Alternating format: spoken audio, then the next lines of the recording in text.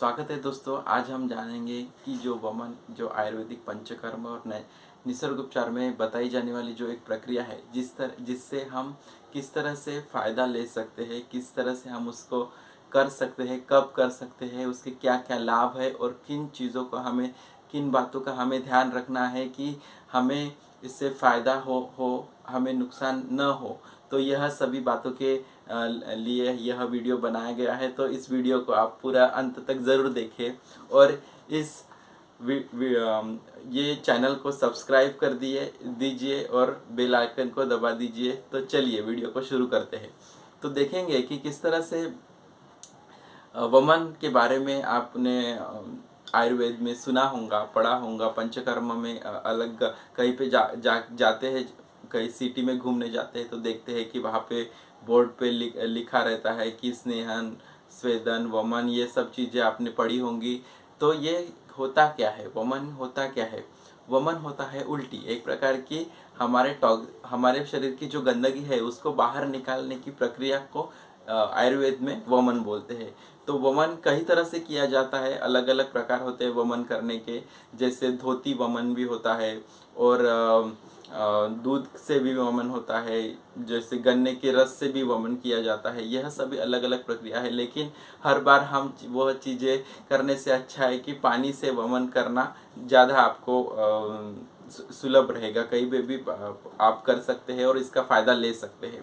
तो पानी से वमन करने के लिए आपको क्या कैसा पानी चाहिए, किस तरह से ये चाहिए, हम इस बात को समझेंगे कि हमें पानी कैसा चाहिए।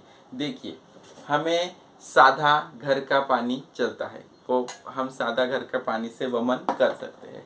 तो हमारे पानी ज़्यादा एकदम ठंडा भी नहीं होना चाहिए, एकदम ज़्यादा गर्म भी नहीं होना चाहिए, कोमट होना चाहिए, क्योंकि हम इजीली उसको पी सकते हैं। अगर हम उसको अच्छे से जल्दी जल्दी पी सकेंगे तो हम देखेंगे कि उसको हम बाहर निकालने के कैसे प्रक्रिया है। तो देखेंगे हमें सबसे पहले क्या करना होगा। तो हमें सबसे पहले देखना होगा कि हमें वमन की ज़रूरत है कि नहीं। वमन हम कब करते हैं कि जैसे हमें कौन कौन सी समस्याओं से आप वमन कर सकते हैं। तो देखिए, अगर पेट में एसिडिटी लग रही है तब वमन कर सकते हैं।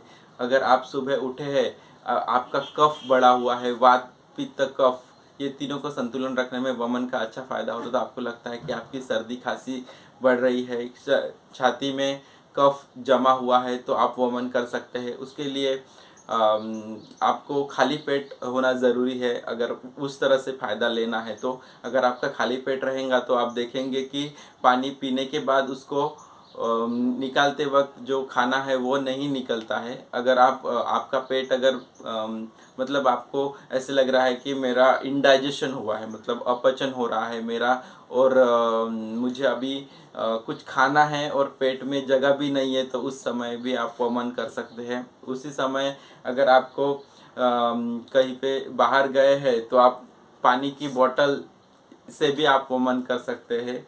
तो कैसे करने का, जल्दी जल्दी पी लेने का, और साथ ही साथ ये हमारी जो 3 उंगलियां है वो डाल के दबा देने का।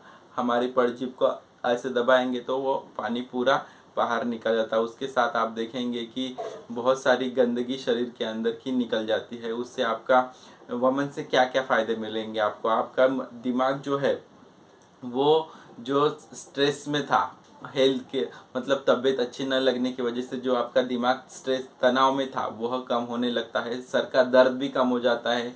पेट का दर्द ऐसे लगता है कि पूरा ऐसे गैस ऊपर आ रहा है, एसिडिटी जैसे लग रहा है, वह सब भी कम करने में आपको वमन मदद करता है।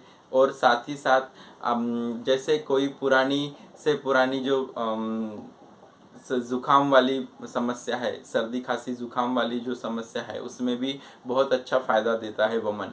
और वमन करने के तुरंत बाद हमें क्या खाना नहीं चाहिए, क्या खाना चाहिए, इसके बारे में हम चर्चा करते हैं कि हमें मसालेदार चीज़ें मतलब वमन होने के बाद जल्दी से वह सब चीज़ें नहीं खाना चाहिए। और वमन करने के बाद हो सके तो आप 15 से 20 मिनट या आधा घंटे तक कुछ नहीं खाए तो वही अच्छा रहेगा आपके लिए। अगर आप इन सभी चीज़ों का समझ के अगर वमन करते हैं तो आप देखेंगे कि आपको अच्छा रिजल्ट आ रहा है वमन में। तो आप ज़रूर मुझे बताइए कि ये आपको वीडियो कैसा लगा, और कमेंट करके बताइए कि किस तरह से हम आपने यह इसका फ़ायदा लिया। और जो भी बड़े बड़े योगी है, जो बड़े बड़े योगी है, रामदेव बाबा हो गए और भी बहुत सारे जो योगी है जो आप देखेंगे वह सभी वमन का इस्तेमाल करते हैं, क्योंकि वमन करने से बहुत सी परेशानियां, मतलब दवाई का खर्च खूब सारा आप बचा सकते हैं वमन करके। अगर आप कुछ दवाई मेडिसिन लेते हैं, कोई प्रॉब्लम हो गया, जैसे आपको एसिडिटी हो गया, तो आपने सोचा कि कुछ मैं ऐसी चीज़ें ले लेता हूँ जिससे मेरी एसिडिटी कम हो जाएंगी, तो आपकी एसिडिटी तो कम हो गई ऐसे आपको लगता है, लेकिन आपके जो आंतड़े है, वो जो आंतड़े है उसके ऊपर उसका असर आता है, क्योंकि वो आंतड़े को कमज़ोर कर देता है।